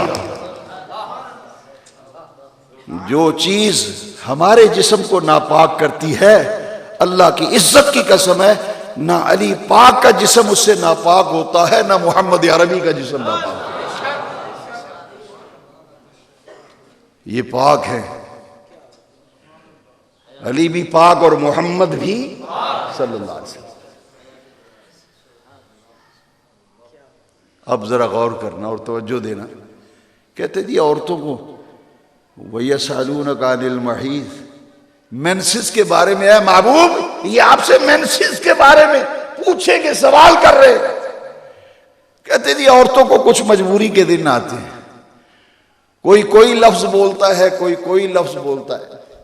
مینسز کے لیے کوئی کہے گا حیض آیا ہوا ہے، کوئی کچھ کہے گا. عورت مجبور ہے ان دنوں میں نماز نہیں پڑھنی، قرآن پاک کو ہاتھ نہیں لگا. کیوں؟ ناپاک ہے، قرآن شریف کو چھو نہیں سکتی، نماز نہیں پڑھ سکتی، جسم ناپاک ہو گیا ہے. اللہ والوں میں آپ سے پوچھتا ہوں، ان کے مقابلے میں یزید معاویہ کو لے کے آ رہے ہو، جن کا مقام کیا ہے ذرا دیکھو تو صحیح.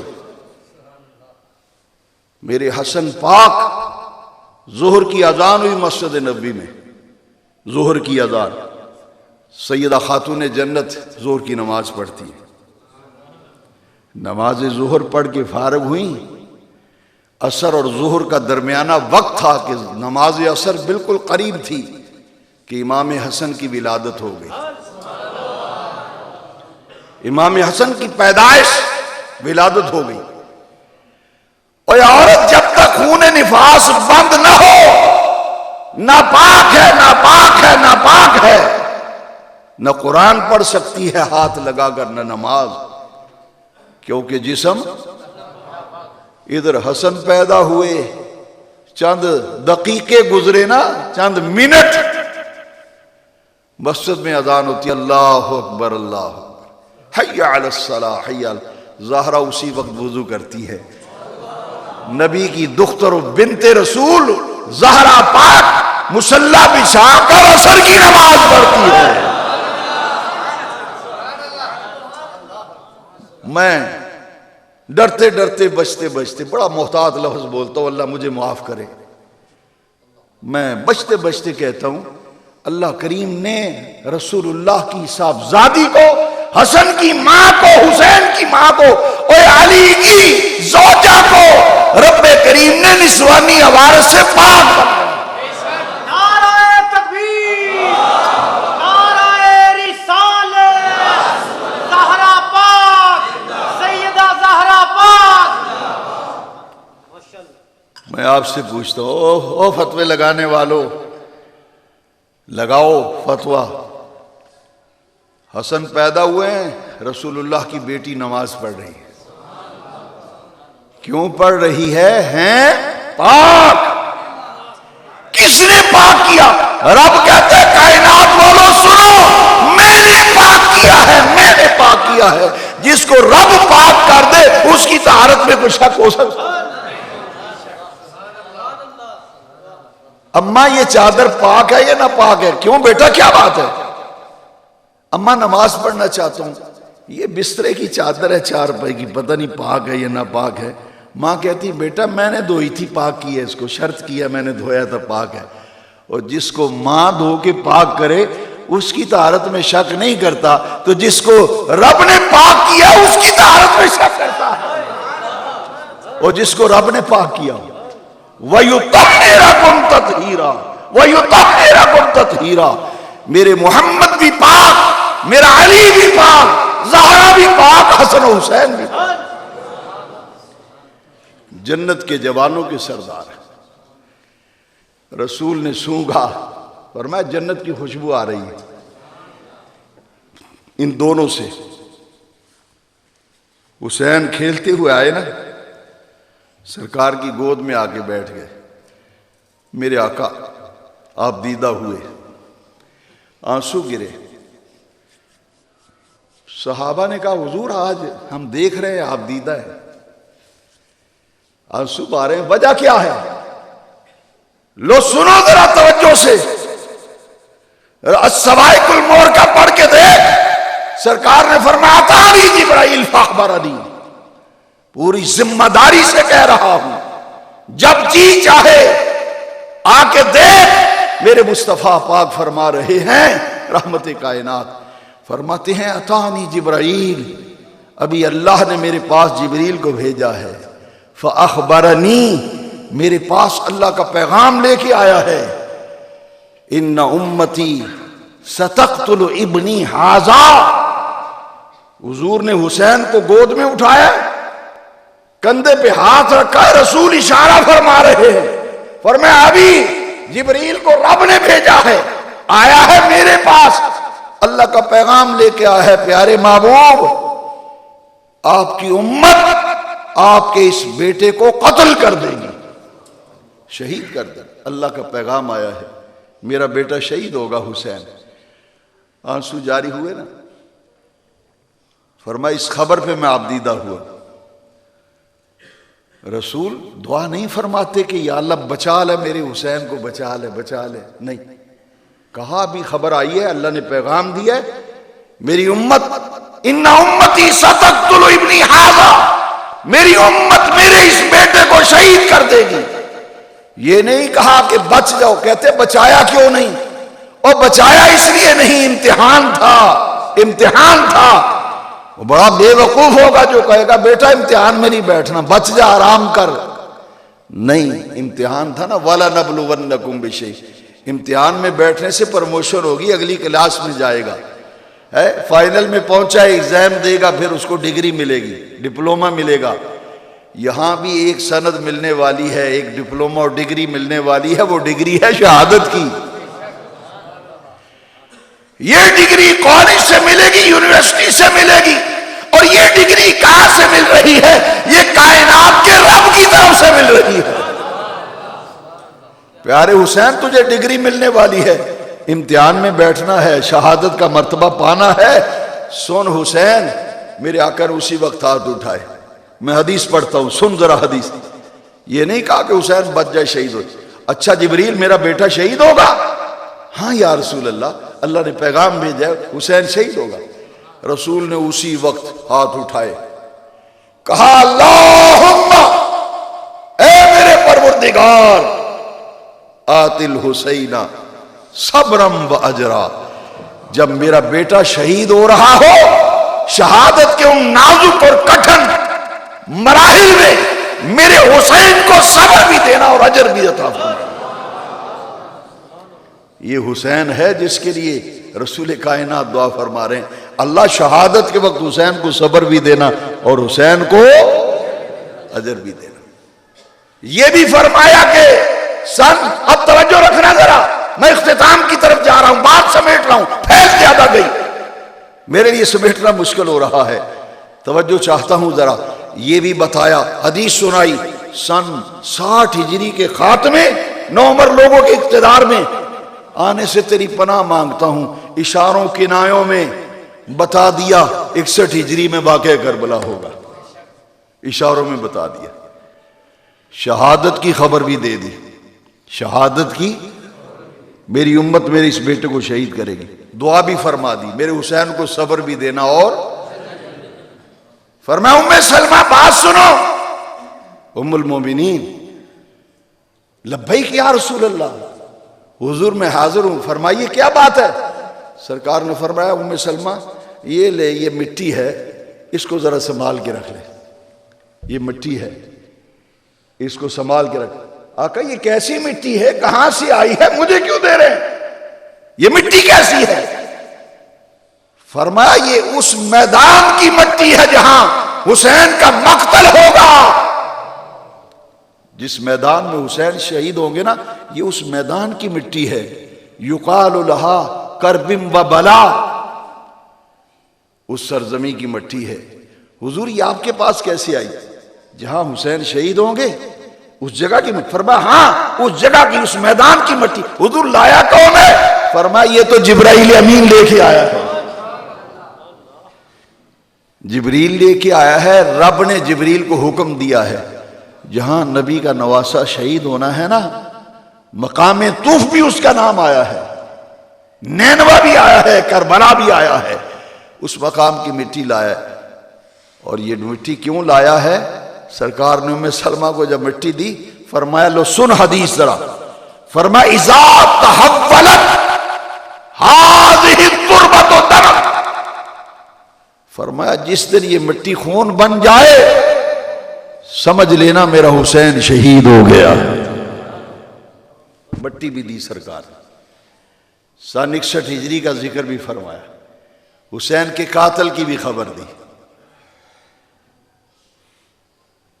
دعا بھی فرمائی میرے حسین کو صبر بھی دینا اور اجر بھی دینا، شہادت کی خبر بھی دی، مٹی بھی دی ام سلمہ کو، جس دن یہ خون بن جائے سمجھنا حسین شہید ہوئے۔ یہ مٹی کسی اور کو کیوں نہیں دے دی؟ اہل بیت اطہار ہیں، ازواج مطہرات، ام سلمہ کا انتخاب کیا تو کیوں کیا؟ سرکار جانتے تھے 61 ہجری میں جب کربلا کا سانحہ پیش آئے گا سب دنیا سے رخصت ہو چکے ہوں گے، ام سلمہ حیات میں ہوگی، سرکار نے اس لیے ان کو مٹی عطا فرمائی۔ ام سلمہ نے وہ مٹی سنبھال کے شیشی میں بند کر کے اوپر کپڑا چڑھا کے رکھ لیا۔ 10 محرم کو 61 ہجری میں جب کربلا میں امام علی مرتبت شہید ہوئے، ام فضل نے خواب دیکھا تھا، ام سلمہ نے خواب دیکھا تھا رضی اللہ تعالی، خواب دیکھا، سیاستہ میں ہے، مسلم میں ہے۔ ام سلمہ خواب دیکھتی ہیں، رأیت النبی صلی اللہ علیہ وسلم فی المنام ذات یوم نصف النہار، ام سلمہ فرماتی ہیں دوپہر کا وقت تھا، میں سوئی ہوئی تھی، میں نے خواب دیکھا رسول کائنات تشریف فرما ہیں اور جسم پر تھکاوٹ کے آثار ہیں، گیسوئے مبارک بکھرے ہوئے ہیں، گرد آلود ہیں، اور چہرے پہ بھی تھکاوٹ ہے، ہاتھ میں شیشی پکڑی ہے جس میں خون ہے، خواب میں دیکھا۔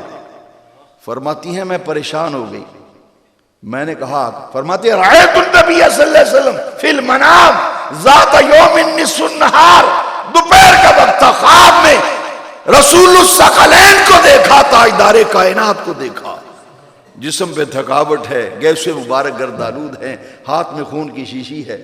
میں نے پوچھا ما لک یا رسول اللہ صلی اللہ علیہ وسلم، حضور میں کیا دیکھ رہی ہوں، میں کیا دیکھ رہی ہوں، جسم بھی گردآلود ہے، ریش مبارک بھی گردآلود ہے، ہاتھ میں خون کی شیشی ہے، حضور یہ کیا حال بنایا ہوا ہے آپ نے، یہ آپ کا حال میں کیا دیکھ رہی ہوں؟ لو سنا، جگر تھام کے ذرا سننا، میرے آقا نے فرمایا ام سلمہ شہید تو قتل الحسین آنفا، شہید تو قتل الحسین آنفا، میں ابھی حسین کے مقتل سے آ رہا ہوں، ابھی حسین کی قتل گاہ سے آ رہا ہوں۔ ادھر حسین امتحان دے رہا ہے، نانا پاس کھڑے ہو کے امتحان دلوا رہا ہے۔ لو سن حدیث مسلم شریف کی روایت، سرکار اچھا آپ حسین کے مقتل سے آ رہے ہیں؟ فرمایا ہاں، صبح سے لے کر اب تک میں کربلا میں حسین ان کے ساتھیوں کا خون یہ شیشی میں جمع کرتا رہا ہوں. حضور اس شیشی کو کیا کریں گے خون کو؟ فرمایا رب کی عدالت میں استغاثے کے لیے جا رہا ہوں. جیسے ام سلمہ خواب سے بیدار ہوئی، تیزی تیزی سے قدم اٹھا کے چلی کہ رسول کائنات ثقلین کے امام نے، ناطق وحی نے جو مجھے مٹی دی تھی وہ دیکھو سرخ ہوئی ہے یا نہیں ہوئی. کیونکہ خواب تو یہ بتاتا ہے کہ حسین شہید ہو گئے. رسول معظم فرماتے ہیں صلی اللہ علیہ وسلم شہید تو قتل الحسین آنفا. دوڑی دوڑی گئیں، الماری میں سے وہ شیشی نکالی، کپڑا اوپر سے ہٹایا تو دیکھا خون بن چکا تھا. ام سلمہ نے اعلان کرا دیا، فرمایا لوگو حسین شہید ہو گئے، شہید ہو گئے، شہید ہو گئے. کہا آپ کو کیسے پتہ چلا؟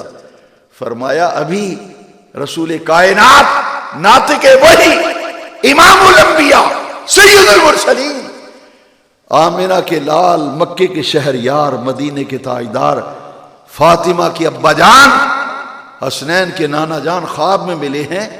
رسول کائنات نے فرمایا ام سلمہ میں حسین کے مقتل سے آ رہا ہوں. میں نے خون کی شیشی بھی دیکھی سرکار کے ہاتھ میں. فرمایا اللہ تیرا شکر ہے، رسول جو پیشین گوئی کر گئے تھے وہ سچی ثابت ہو گئی. یہ وہ حسین ابن علی ہے. شہادت. اب قرآن نے کہا وَلَا تَقُولُوا لِمَنْ يُقْتَلُ فِي سَبِيلِ اللَّهِ أَمْوَاتٌ، خبردار جو اللہ کے راستے میں مارے جائیں ان کو مردہ نہ کہو. نص قطعی ہے قرآن کی، مردہ نہ کہو، بل احیاء، وہ زندہ ہیں. وَلَٰكِن لَا تَشْعُرُونَ، ان کی زندگی کو سمجھنے کے لیے جس شعور کی ضرورت ہے وہ تمہارے پاس نہیں. لہٰذا جب تمہارے پاس شعور ہی نہیں ہے تو مردہ نہ کہو. ہاں یا اللہ مردہ نہیں کہتے، مگر کریں کیا؟ دھڑ کربلا میں ہے، کٹا ہوا سر نیزے کی نوک پر ہے.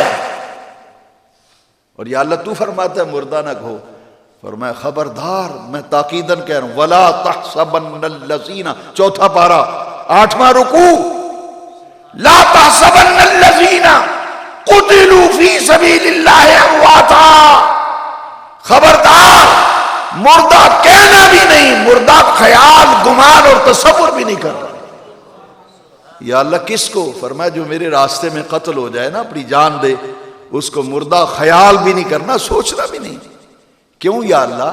فرمایا بل احیاء، وہ زندہ ہے، عند ربہم یرزقون، وہ تو اپنے رب کے پاس رزق بھی پاتا ہے. شہید زندہ ہے. میں زمانہ طالب علمی میں سنا کرتا تھا جی ایک تھیوری ہوتی ہے ایک پریکٹیکل ہوتا ہے. تھیوری ہوتی ہے جی پریکٹیکل ہوتا ہے. میں نے کہا قرآن نے تھیوری دی نا، سبق دیا نا، ایک فلسفہ اور لاجک سے آگاہ کیا کہ شہید زندہ ہے، مردہ گمان نہ کرو. شہید زندہ ہوتا ہے، اس کو مردہ گمان نہ کرو، مردہ کہو نا. ہاں یا اللہ مان لیتے ہیں، مردہ کہتے بھی نہیں، سوچتے بھی نہیں. فرمایا پریشان نہ ہو، جب پریکٹیکل کا زمانہ آئے گا، کوفے کا بازار ہوگا، حسین کا جسد پاک کربلا میں ہوگا، سر نیزے کی نوک پر ہوگا، اللہ کا قرآن پڑھ رہا ہوگا، اللہ کا قرآن پڑھ رہا ہوگا. پھر چشم فلک نے دیکھا، کائنات نے دیکھا، نیزے کی نوک پر سر ہے، 72 سر. آگے آگے خولی نے امام پاک کا سر اٹھایا ہوا ہے. ایک یہودی اپنے مکان کے چوبارے پر تورات پڑھ رہا تھا. اس نے دیکھا کہ گلی میں روڈ پر سواریوں کے چلنے کی آوازیں آ رہی ہیں، اونٹنیاں، اونٹ، گھوڑے، ان کے پاؤں سے آواز پیدا ہو رہی ہے. اس نے جب کھڑکی میں سے جھانک کر دیکھا کہ ایک قافلہ ہے جا رہا ہے، کٹے ہوئے سر ہے نیزے کی نوک پر. وہ نیچے اتر آیا. اس نے کہا لوگوں یہ ماجرا کیا ہے؟ میں کیا دیکھ رہا ہوں؟ یہ تم لوگ کون ہو؟ کہاں سے آئے ہو؟ اور یہ سر کن لوگوں کے ہیں جن نیزے پہ لٹکائے؟ اس نے کہا خاموش ہو جا، بالکل چپ، انٹیلیجنس کے آدمی ساتھ چل رہے ہیں، پکڑا جائے گا، شرف، خاموش ہو جا بالکل. اس نے کہا تمہاری عزتوں کا واسطہ مجھے بتاؤ یہ سر کس کا ہے؟ اس نے کہا کہ وجہ کیا ہے، کیوں پوچھتا ہے؟ جس کا مرضی سر ہو. اس نے کہا یہ دیکھو اکٹھا ہوا سر ہے، ہونٹ حرکت کر رہے ہیں۔ اس نے کہا تو پاگل ہو گیا ہے، اور دھڑ کربلا میں ہے، سر نیزے کی نوک پر ہے، یہ کیسے ہو سکتا ہے کہ اس کے لب اور ہونٹ؟ اس نے کہا دیکھ لو، اللہ کی عزت کی قسم ہے ہونٹ حرکت کر رہے ہیں۔ نیزہ جب نیچے کیا نا، امام پاک پڑھ رہے تھے یاسین والقرآن الحکیم انک لمن المرسلین علی صراط مستقیم۔ فرمایا کائنات والوں دیکھو، میں نے قرآن میں اعلان کیا کہ شہید زندہ ہوتا ہے، مردہ گمان نہ کرو، دیکھنا ہے تو کٹے ہوئے سر کو نیزے کی نوک پر سورہ یاسین کی تلاوت کرتے ہوئے دیکھو۔ یہ وہ حسین ابن علی ہیں جنہوں نے دین کی خاطر سب کچھ کٹوایا اور رسول اللہ کے دین کو بچا لیا۔ حاضرین محترم، یہ امام علی مرتبت سیدنا امام حسین رضی اللہ عنہ وہ حسین ہے۔ میں آپ سے کہنا چاہتا ہوں کہ جس کا رونا رسول برداشت نہیں کرتے تھے، سیاستہ اٹھاؤ، حدیث شریف میں ہے، تیرے اور میرے پیارے آقا تہجد کی نماز پڑھ رہے ہیں، تہجد کی نماز، یہ حسین پاک کا یہ دروازہ ہے گھر کا، ادھر رسول اللہ مصلی بچھائے تہجد پڑھ رہے، ادھر سے حسین پاک کے رونے کی آواز آئی۔ تہجد کے وقت جب رونے کی آواز آئی، کم سن تھے نا، رونے کی، رسول اللہ نے دروازہ کھٹکھٹایا، دروازہ ہے زہرا پاک کا، گھر ہے علی پاک کا، بابا جان خیر ہے اس وقت، سحری کا وقت، تہجد کا وقت، نور پیر ویلا، اور دروازہ کھٹکھٹا رہے ہیں۔ رسول کائنات فرمایا بیٹی زہرا، حسین کو رونے نہ دیا کرو، جب حسین روتا ہے میرا دل روتا ہے، ان کو رونے نہ دیا کرو۔ میں آپ سے پوچھتا ہوں، جس رسول کو حسین کا رونا برداشت نہ تھا، جب ان کی گردن جسد پاک سے جدا کی گئی، کٹا ہوا سر نیزے کی نوک پہ اٹھایا گیا، اور یزید اپنی اس کمرے میں بیٹھ کر اونٹوں پر چھڑیاں مار رہا تھا، امام زین العابدین کے پاؤں میں زنجیریں تھیں، میں آپ سے پوچھتا ہوں میرے تیرے آقا کا گنبد خضرا میں حال کیا ہوگا، جو حسین کا رونا برداشت نہیں کر رہے تھے۔ اسی لیے قرآن نے کہا نا، یہاں ایک حدیث بھی سنتے جاؤ، کسی کے بیٹے کو ذرا آٹا گوندھ رہی ہو ماں، بچے کو چوٹ لگے گر جائے، بچہ پیشاب کر دے، ماں اسی وقت جاتی ہے آٹا گوندھتا چھوڑ کر گندے بچے کو اٹھاتی ہے، صاف کرتی ہے، ماں کی مامتا ہے نا۔ وہ کسی بچے کو چوٹ لگ جائے، بچہ گھر سے نکلتا ہے، ماں کہتی میرے پتر دی خیر ہوئے، بیٹا رات کو گھر آئے لیٹ، ماں کو نیند نہیں آتی، کبھی چھت پہ جا کے گلی کو دیکھتی ہے، کبھی ادھر دیکھتی ہے، شاید میرا لال ادھر سے آ جائے ادھر سے آ جائے، ماں کو نیند نہیں آتی، وہ دعا کرتی اللہ میرے بیٹے کی خیر۔ تیرا اور پیارا میرا رسول کیا فرما رہا ہے؟ فرما رہا ہے سنو، فرمایا من آزاہا فقد آزانی، فرماؤ کائنات والوں سنو، میں محمد کہہ رہا ہوں صلی اللہ علیہ وسلم، جس نے میری بیٹی فاطمہ کو دکھ دیا، اذیت دی، اس نے میں محمد کو اذیت دی، اور جس نے میں محمد کو اذیت دی اس نے اللہ کو دکھ دیا۔ کیا فاطمہ زہرا کو کوئی اذیت نہیں پہنچی؟ رسول اللہ کو کوئی اذیت نہیں پہنچی؟ وہ تو فرما رہے ہیں شہید تو قتل حسین آنے با۔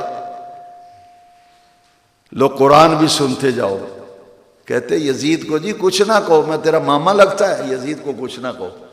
قرآن کہہ رہا ہے، سن کیا قرآن کہتا ہے، قرآن کہتا ہے ان الذین یؤذون اللہ ورسولہ لعنہم اللہ فی الدنیا والآخرہ، فرمایا جس نے اللہ کو اذیت دی، اللہ کے رسول کو اذیت دی، لعنہم اللہ، ان پر اللہ کی لعنت ہے، فی الدنیا والآخرہ، دنیا میں بھی اور وَعَدَّ لَهُمْ عَذَابًا مُهِينًا، اور ان کے لیے دردناک عذاب۔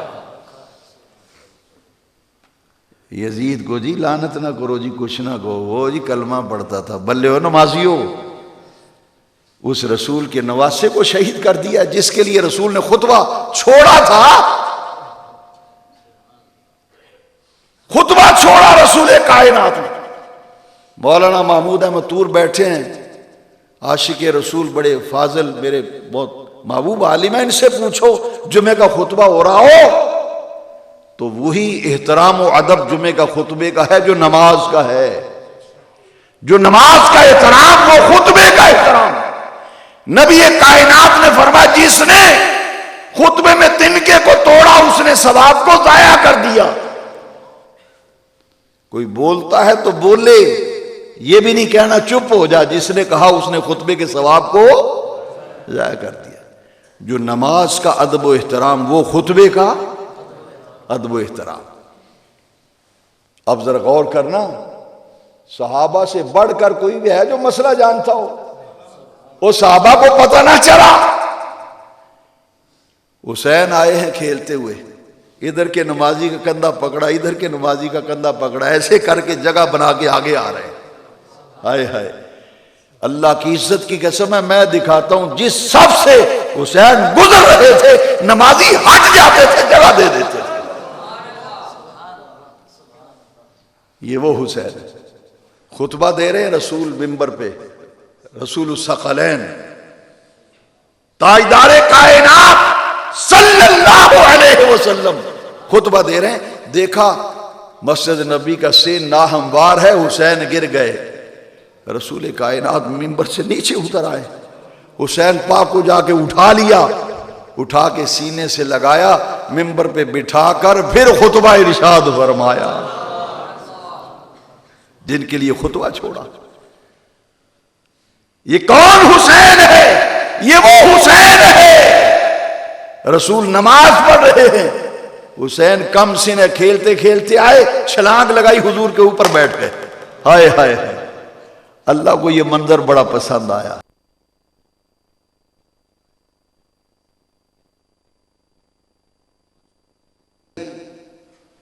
لیکن یہاں کیا معاملہ ہے؟ حضور سجدے میں ہیں، حسین چھلانگ لگا کے اوپر بیٹھ گئے، جبریل آ گیا، فوراً جبریل آئے، آقا اللہ کا حکم ہے جب تک حسین خود نیچے نہ اترے سجدے سے سر نہیں اٹھا رہا۔ یہ ہے وہ حسین۔ ان کے مقابلے میں یزید کو لے کے آ رہے ہیں،